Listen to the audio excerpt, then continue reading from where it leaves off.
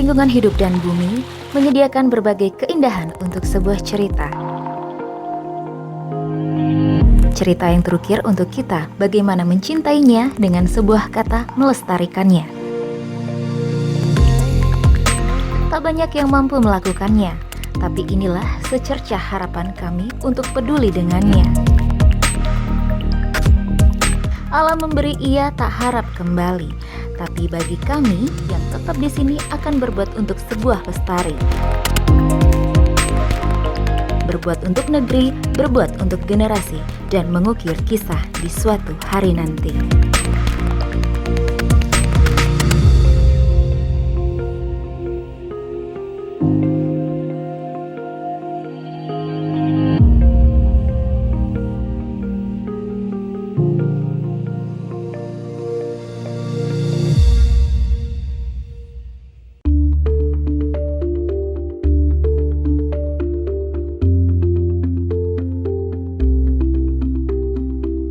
Provinsi Kepulauan Riau dianugerahi dengan potensi bahari yang luar biasa. Dengan luas 96% lautan dan 4% daratan, tentunya hal ini menjadi bekal dan modal yang cukup besar bagi masyarakat di provinsi yang dijuluki bumi segantang lada ini. Salah satu potensi tersebut adalah berasal dari wilayah pesisir di Kepulauan Riau dengan garis pantai sepanjang 2.367 km, membuat ia kaya akan hasil biota laut yang menjadi sumber penghasilan masyarakat pesisir di Kepulauan Riau.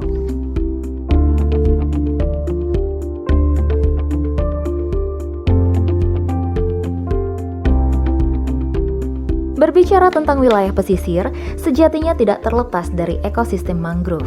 Ekosistem mangrove adalah ekosistem peralihan dari darat ke laut. Secara ekologis, mangrove merupakan habitat bagi banyak jenis ikan, udang, kepiting, kerang, dan moluska. Tempat ini juga menyediakan tempat untuk bertelur, pembesaran, dan tempat mencari makan berbagai hewan laut yang kecil.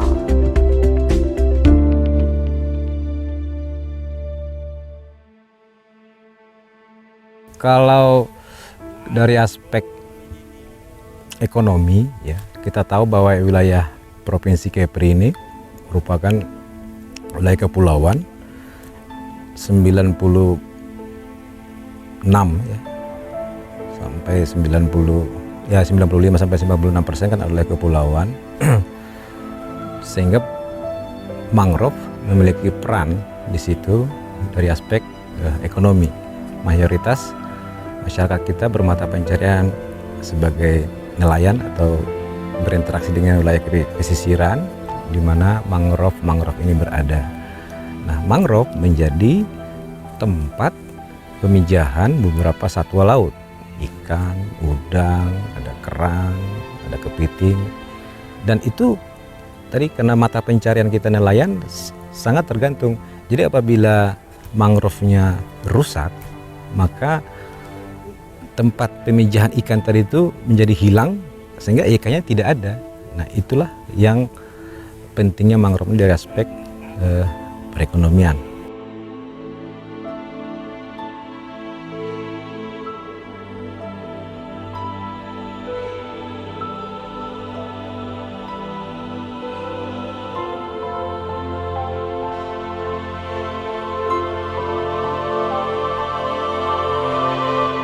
Disinilah perjalananku bermula.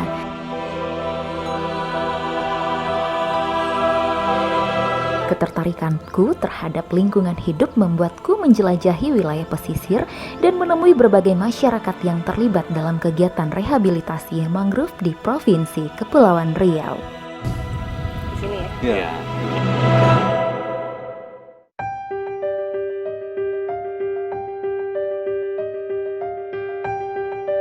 Kegiatan rehabilitasi mangrove ini sendiri adalah kegiatan dalam konteks merehabilitasi wilayah pesisir di Kepulauan Riau melalui Badan Restorasi Gambut dan Mangrove serta bekerja sama dengan Kementerian Lingkungan Hidup dan Kehutanan melalui Balai Pengelolaan Daerah Aliran Sungai dan Hutan Lindung Sejang Duryangkang.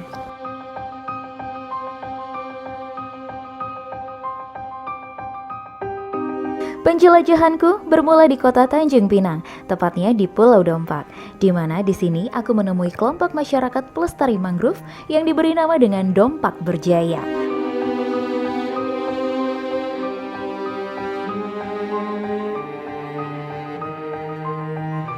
Tampak kesungguhan mereka sebagai kelompok nelayan pesisir membuat program rehabilitasi mangrove di wilayah mereka tinggal sangat disambut baik.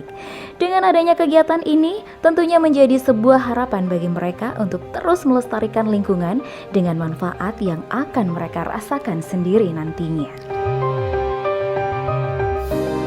Yang kami tanam pada saat ini sebanyak lebih kurang sekitar 45 hektar, mulai dari Kelurahan Dompa sampai Kelurahan Tanjung Ayun Taki Sungai Jang.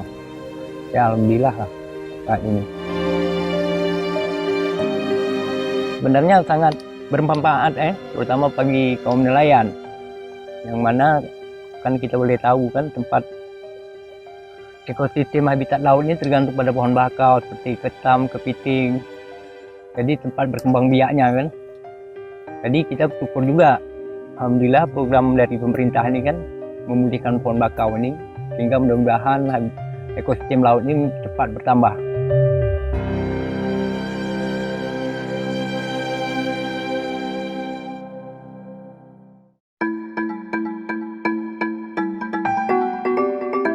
Perjalananku berlanjut menuju Kabupaten Bintan, sebuah wilayah yang terkenal akan pariwisatanya ini. Tentunya memiliki wilayah pesisir yang juga menjadi sasaran pemerintah dalam pemberdayaan masyarakat melalui program rehabilitasi mangrove ini. Aku berada di Desa Busung, Kecamatan Seri, Kuala Lobam. Di sini, aku bertemu dengan teman-teman pelestari mangrove lainnya yang menamakan diri mereka dengan nama Kelompok Busung Raya Mandiri. Kelompok ini memiliki luas tanam sekitar 50 hektar dengan anggota kelompok mencapai 62 orang.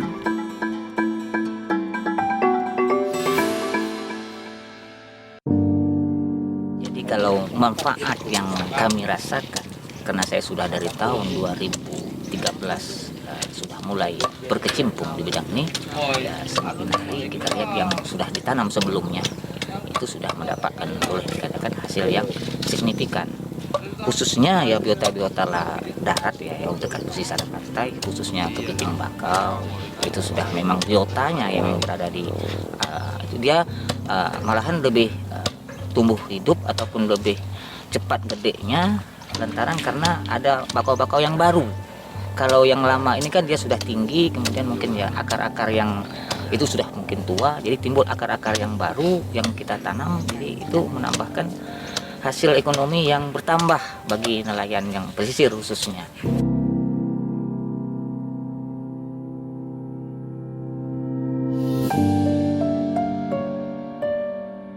Di sini, mereka banyak belajar dan mendapat ilmu yang bermanfaat dari kegiatan rehabilitasi mangrove ini, seperti penanaman, pemeliharaan, atau biasa disebut dengan penyulaman hingga edukasi tentang tata cara pembibitan, di mana mereka tidak hanya menanam dan menumbuhkan mangrove di pesisir pantai, namun juga menumbuhkan bibit-bibit baru mangrove dari benihnya, yang biasa disebut dengan probagul dengan metode tanam melalui media polybag.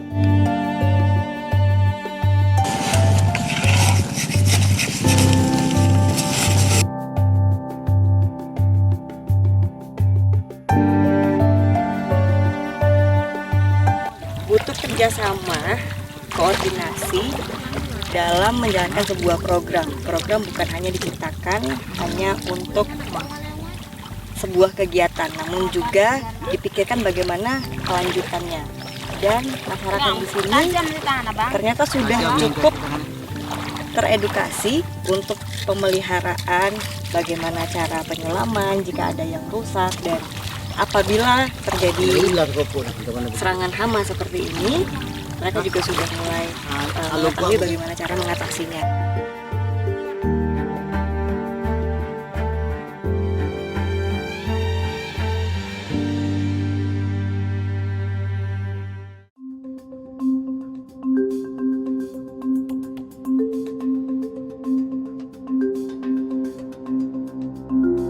Masih di Kabupaten Bintan, kali ini aku bertemu dengan remaja-remaja pecinta lingkungan di Kecamatan Teluk Sebung. Sebuah desa bernama Sebong Pereh ini kerap menjadi destinasi wisata unggulan di Kabupaten Bintan, karena desa ini terletak tidak jauh dari kawasan wisata Lagoy di Bintan. Kepedulian mereka terhadap lingkungan hidup membuatku takjub akan hasil karya mereka di usia yang belia, yang teredukasi dengan baik mengenai mangrove ini. Kelompok mereka ini diberi nama Mangrove Bintan Lestari Conservation.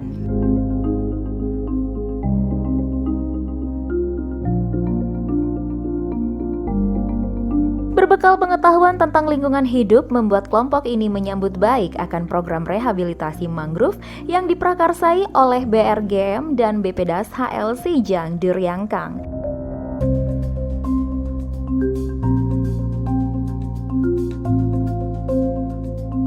Antusias mereka tergambar dari bagaimana mereka merawat pembibitan mangrove di desa Sebong Preh ini.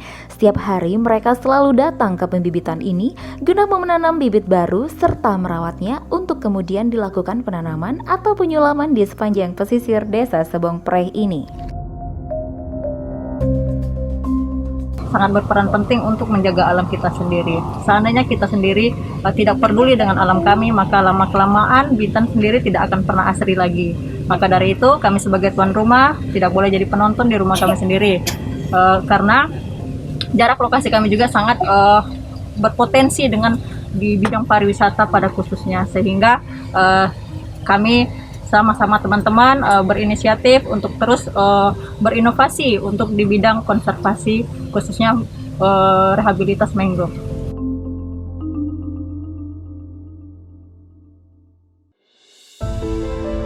Ada banyak manfaat hutan mangrove atau hutan bakau.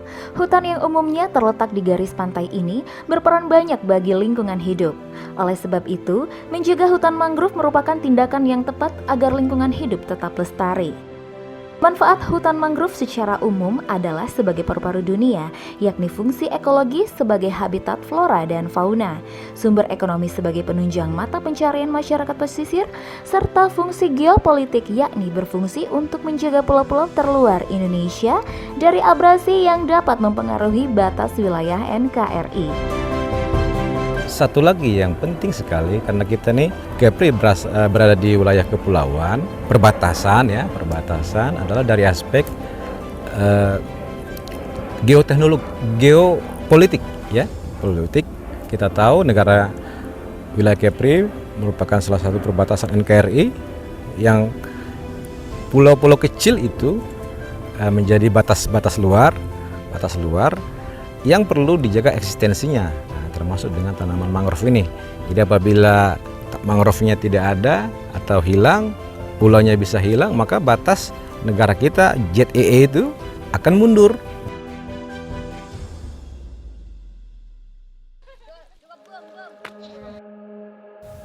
Ekosistem mangrove memiliki peran dalam rantai makanan berbasis detritus, habitat perikanan, dan pelindung pantai dari abrasi.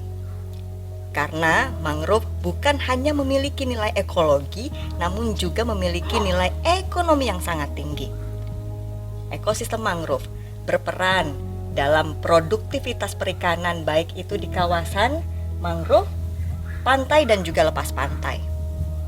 Hal inilah yang menjadi titik berat dalam produksi dan juga program rehabilitasi mangrove untuk meningkatkan hasil tangkapan nelayan serta tingkat sosial ekonomi nelayan tradisional pesisir Kepulauan Riau.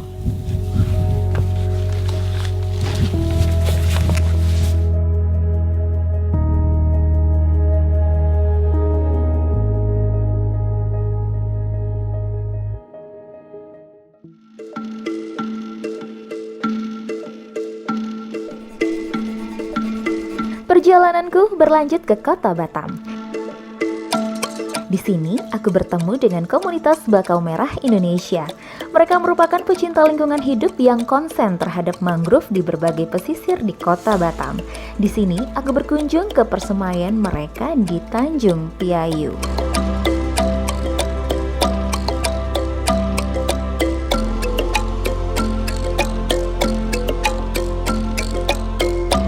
Dalam kegiatan rehabilitasi mangrove ini, mereka menamakan kelompoknya dengan nama Republik Bakau Indonesia dengan luas lokasi tanam yakni seluas 15 hektar dengan jumlah mencapai 44.000 batang bibit yang telah mereka realisasikan di sepanjang Kecamatan Sebeduk, Kota Batam.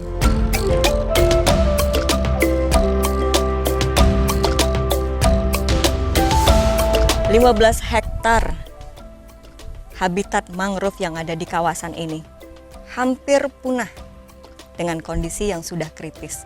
Dan ini bukan lagi tanggung jawab Kementerian Lingkungan Hidup dan Kehutanan saja, ataupun melalui BRGM, BPDASHL. Namun ini menjadi tanggung jawab kita bersama. Tidak banyak yang mengetahui betapa pentingnya mangrove, bukan hanya untuk kehidupan masyarakat setempat, nelayan tradisional yang bergantung akan fungsi mangrove, namun kita semua manusia yang hidup di muka bumi ini. Karena keberlangsungan dan keberlanjutan dari ekosistem mangrove adalah tanggung jawab kita bersama untuk keselamatan bumi tercinta.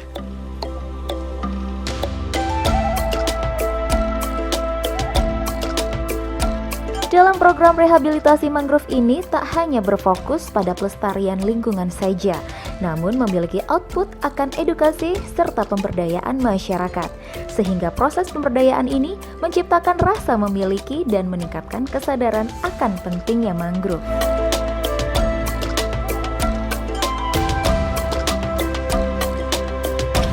Kalau bagi masyarakat ini, terutama bagi saya juga, semua masyarakat sekitar, ini berartinya itu Bu, sungguh berarti itu. Karena selama ini dengan adanya mangrove, ekonomi masyarakat sini udah mulai memulihkan, apalagi kena Covid dulu 2019, 2020 sampai 2001. Itu selama ada program mangrove ini, masyarakat itu bisa memulihkan ekonomi. Seperti ya Covid, susah penjualan, murah penjualan ikan udang. Ya alhamdulillah BRGM bisa memprogramkan, ayo tanam mangrove gitu. Ya kawan-kawan juga ya menyapotkan ini masalah program ini gitu.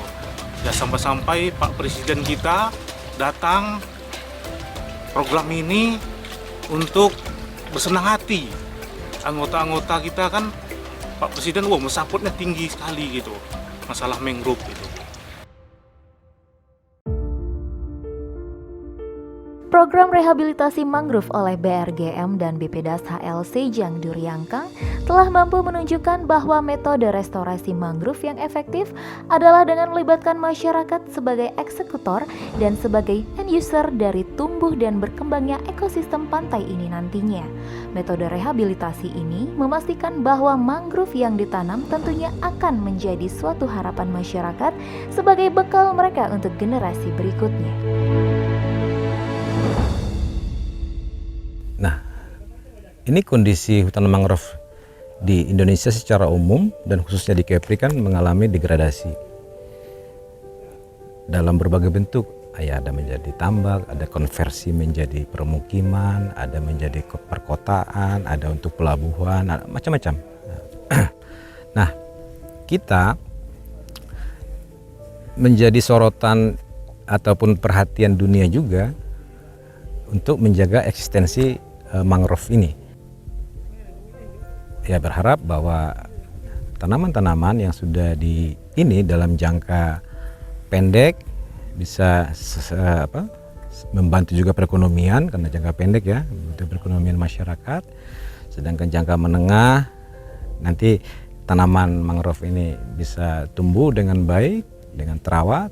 Sedangkan jangka panjang ya impact ataupun dampaknya bisa dirasakan oleh masyarakat ya, lebih luas. Mungkin tidak lagi oleh generasi kita atau generasi saya, tapi sebenarnya generasi anak cucu kita.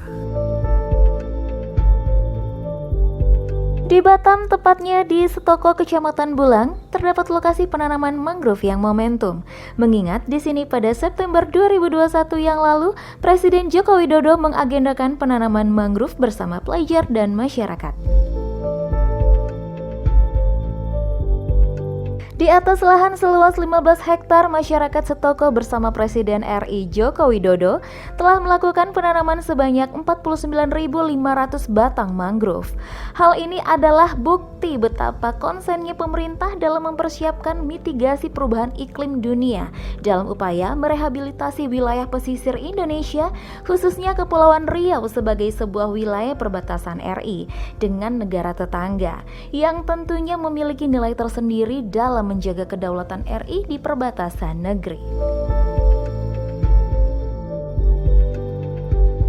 Sebagai negara yang memiliki hutan mangrove yang terluas di dunia, kita wajib memelihara ini. Karena apapun ini adalah kekuatan Indonesia. Ya, saya rasa itu. Dan kita selalu melibatkan komunitas pecinta lingkungan hidup, komunitas nelayan untuk menanam, memelihara, merehabilitasi hutan mangrove kita.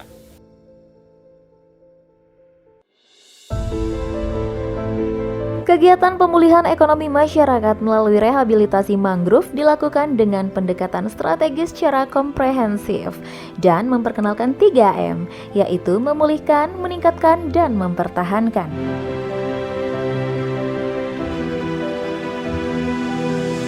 Memulihkan memiliki makna yakni pemulihan kawasan pesisir untuk kedepannya menjadi hutan mangrove. Meningkatkan memiliki makna dengan adanya program ini tentunya meningkatkan kesadaran masyarakat dan edukasi dalam memelihara lingkungan sekaligus peningkatan ekonomi bagi masyarakat yang terdampak program rehabilitasi ini. Dan mempertahankan memiliki makna bahwasanya kawasan pesisir yang telah ditumbuhi mangrove wajib dipertahankan dan menjaganya untuk tidak dikonversi.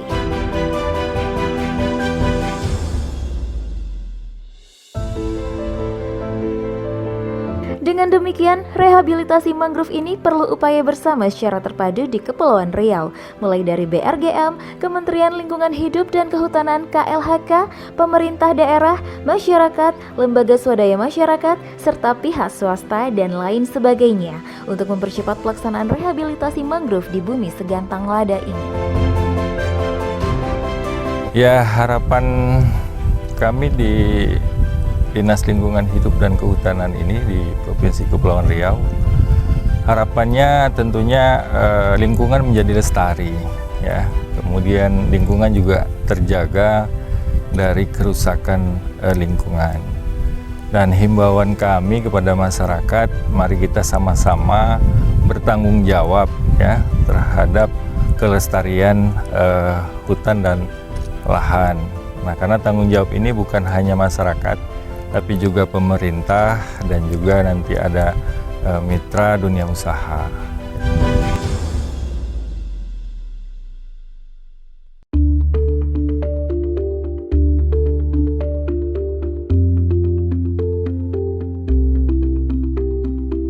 Sebagai sebuah harapan, tentunya penanaman mangrove di Kepulauan Riau ini tak hanya sebagai sebuah program semata, namun kedepannya tentu wajib memiliki output dan outcome yang baik. Outputnya berupa pemulihan ekonomi masyarakat, edukasi masyarakat, serta pemberdayaan masyarakat. Dan outcome-nya berupa pelestarian lingkungan, mitigasi bencana, hingga memberikan pasokan oksigen yang memadai untuk pesisir Kepulauan Riau. Kami sebagai UPT Kementerian LHK yang ada di Provinsi Kepulauan Riau berharap kepada masyarakat agar mari kita lebih peduli dengan lingkungan kita, khususnya tanaman mangrove, khususnya ekosistem mangrove, karena secara histori masyarakat kita, masyarakat Kepri adalah masyarakat yang berada ataupun tinggal di pesisir yang sangat memiliki interaksi ataupun hubungan dengan mangrove. Oleh karena itu, pada tahun 2021 ini, Kegiatan pemulihan ekonomi nasional melalui rehabilitasi mangrove oleh Badan Restorasi Gambut dan Mangrove serta BPDAS HLC Jangduryangkang di Kepulauan Riau telah dilaksanakan di 2 kota dan 4 kabupaten, seperti di Tanjung Pinang dengan luas 87,5 hektar, Kota Batam dengan luas 1098 hektar, Kabupaten Bintan dengan luas 155,5 hektar, Kabupaten Karimun dengan luas 242 hektar, Kabupaten Lingga dengan luas 735 hektar, dan Natuna mencapai hingga 382 hektar.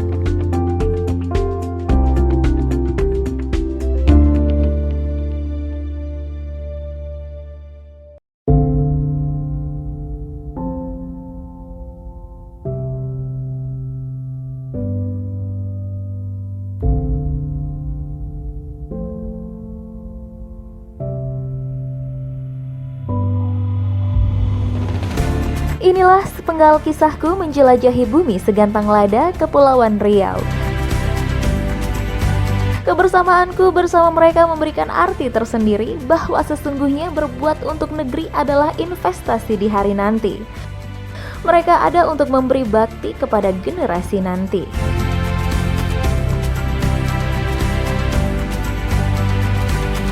Teruslah berjuang, teruslah merawat lingkungan, dan teruslah menebar kebaikan. Karena kebaikan hari ini akan terasa indah di kemudian hari.